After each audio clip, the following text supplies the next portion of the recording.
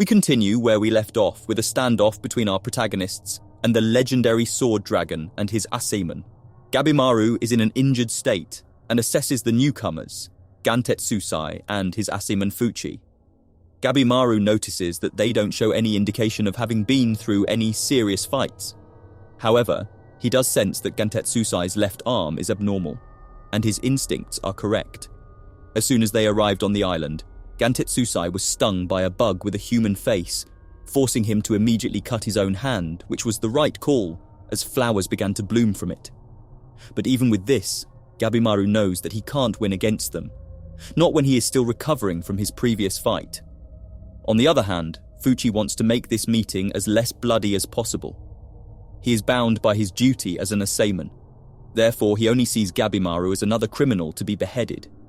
He says he wants all the information he needs before carrying out his duty. Gabimaru takes this chance to strike a deal. He asks for their help in finding the elixir in exchange for vital information. Naturally, Gantetsusai and Fuchi are suspicious about it. But when Gabimaru relays to them about the Tensen and how they can easily regenerate their body parts, the two get excited. Gantetsusai has always wanted to defeat stronger enemies. He wants to be considered a legendary icon in history books. Fuchi, on the other hand, is more concerned about the body parts he can dissect once he acquires the dead body of the Tensen.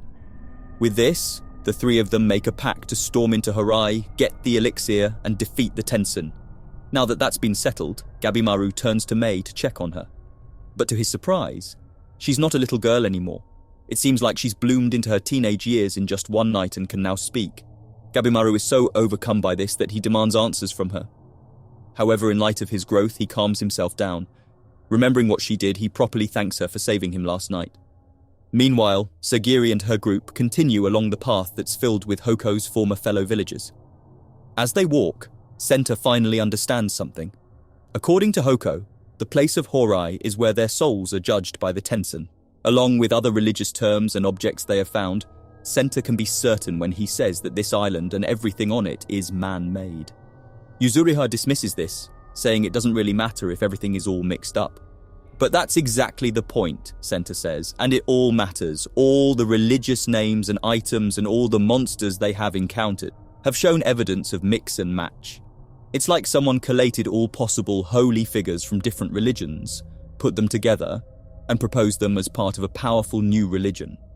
Senta makes the connection because Moro Makia the Apostolate has created a fake religion to overthrow the shogunate, and his schemes show similarities with the ones found on this island.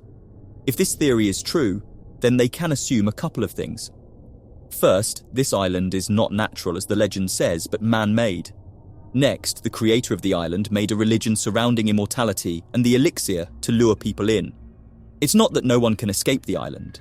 Rather, humans are sent back as flowers to fuel the legends and entice more people to come. In a way, any human who comes to this island can achieve immortality, but they become flowers that are turned into tan to feed the Tensen. This is a profound realization, but Yuzuriha manages to make it simple. If this theory is true, then they have bigger problems. How can they defeat this process that has existed for 1,000 years?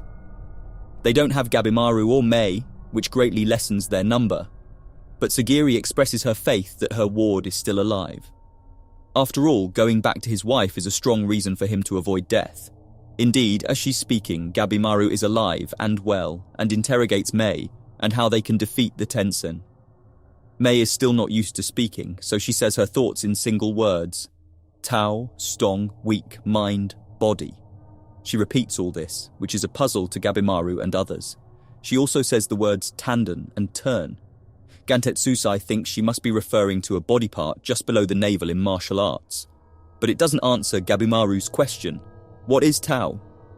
In fact, it's not only them that discuss Tao.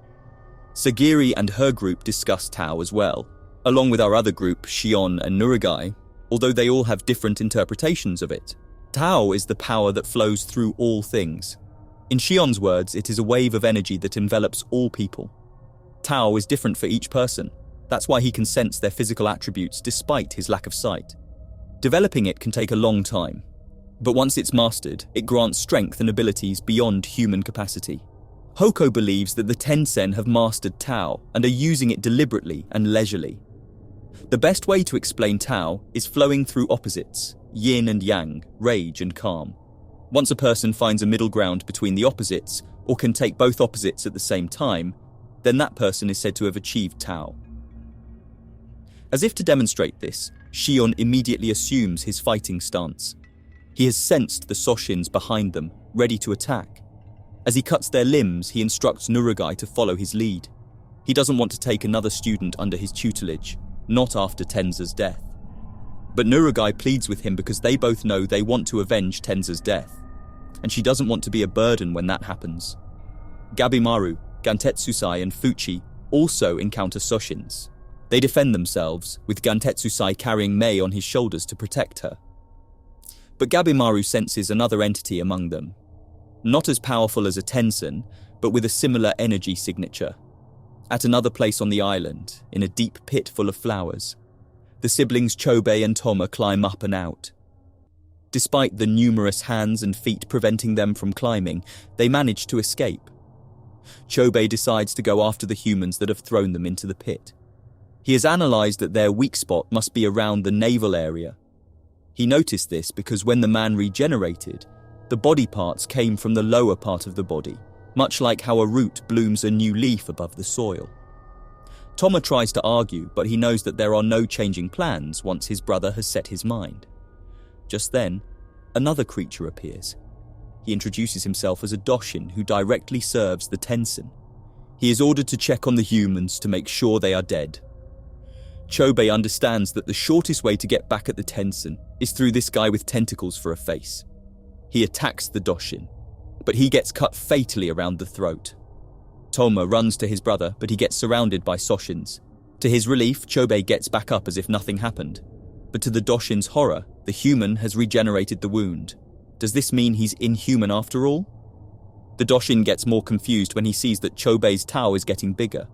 Chobe still can't see the Doshin's Tao, but he can sense it. When he is asked about becoming inhuman because of his newfound powers, Chobe simply shrugs it off. He remembers their time with the bandits and how they have to change to simply survive.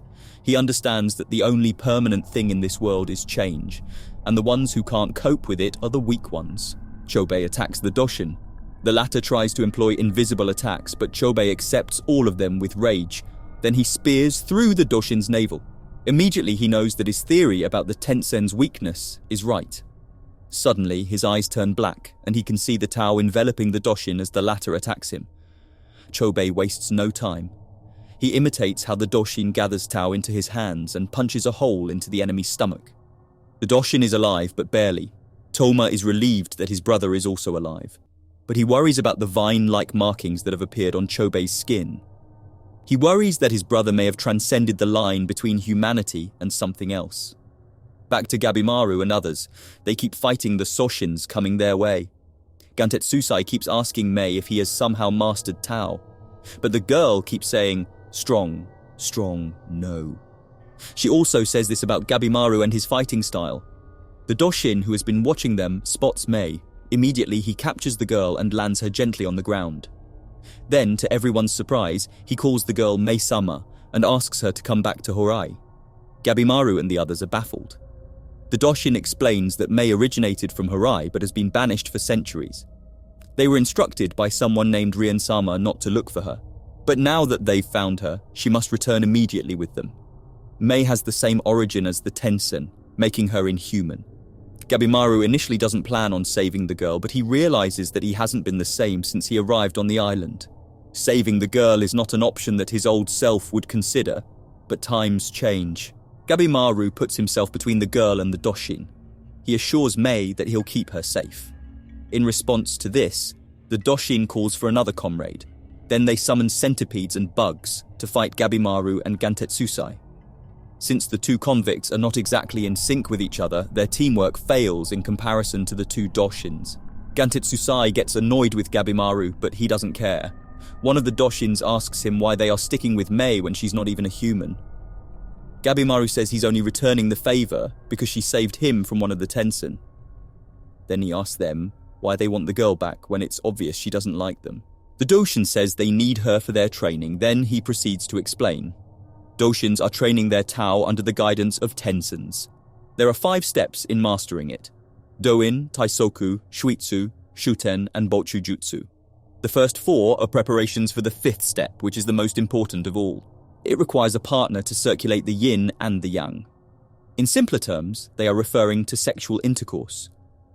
The Tensen have the ability to circulate yin and yang in their body, allowing them to change sex. But for the others, they only possess either the yin or the yang element. The Doshins have the yang element, while Mei has the yin, which happens to be of high quality as well. Once Mei joins and trains with them, they circulate their yin and yang. Gabimaru and Gantetsusai don't need them to finish their explanation. Even as viewers, we don't need them to explicitly say what they had in mind once they get Mei. As Gantetsusai says, it makes one want to puke. The Doshin adds that even if Mei has the same origins as the Tensen, she is considered inferior. That's why Rian banished her in the first place. This person gave Mei the scar on her shoulder as a mark of her inferiority and lack of value. Gabimaru is simply furious upon hearing this. He's reminded so much of his wife, who experienced the same treatment from her father. That seals his actions. He won't let Mei go back to the Doshins, but until he figures out how to use his Tao, he will never defeat the Doshins, not without any help from others. The enemies have transformed into their pseudo-Kishikai form. It's similar to the one Gabimaru has seen while fighting the Tensen, but instead of flowers, they use centipedes and bugs. Fuchi eventually steps in and explains how Gabimaru can harness his Tao. With the help of Mei, he slowly understands the concept. Strength, fruit of the weak. Weak, seed of the strength. If he can put his mind in between these opposing concepts, then he may have the chance to defeat the Doshins. Then it clicks. Gabimaru manages to explode the centipede arm because he can sense its Tao, and he uses his own to deflect them. In perfect unison, both Gabimaru and Gantetsusai defeat the enemies. Meanwhile, Sagiri's group finally reach the Red Gate of Horai. It opens as if welcoming them. Waiting for them is a red-haired Tensen, who smiles at them. Thank you so much for watching. See you in the next video.